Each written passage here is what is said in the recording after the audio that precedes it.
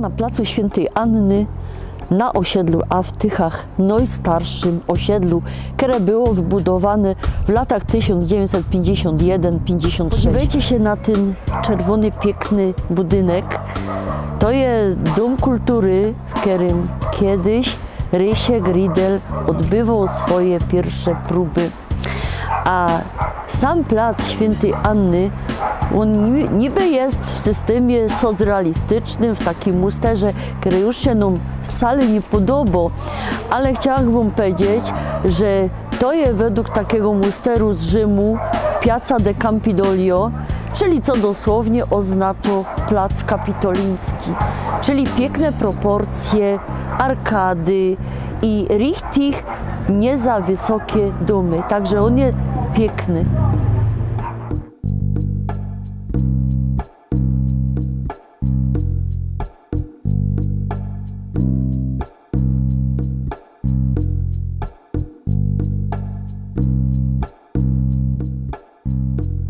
Stoję przed pomnikiem robotnicy z kielnią, przed osiedlem A w Tychach. Widzicie, że ją je inaczej obleczono, bo i ta robotnica to my są dwa symbole. Robotnica trzymie w rękach chłopski, murarski sprzęt, bo kiedyś chłopy były murarzami, a ten moment, kiedy baby zaczęły iść do roboty męskiej, za murarzy, za cieśli, no wszędzie.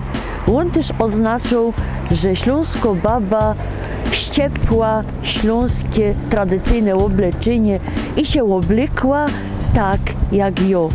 Czyli tak jakby wysiadła z maszyny czasu. Mamy rok 1960, w osiedle A stoi 4 lata, do roboty.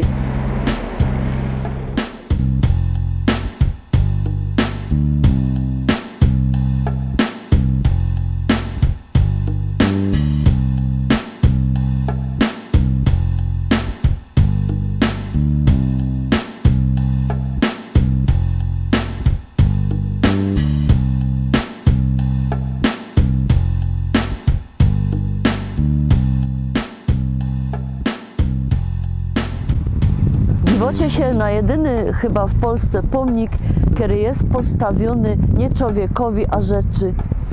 Jest to lampka górnicza. I powiem wam po jakiemu.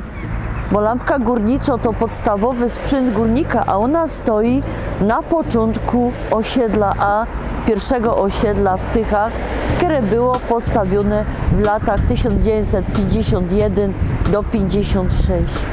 Lampka górnicza to richtig, drugie oczy górnika tam na dole.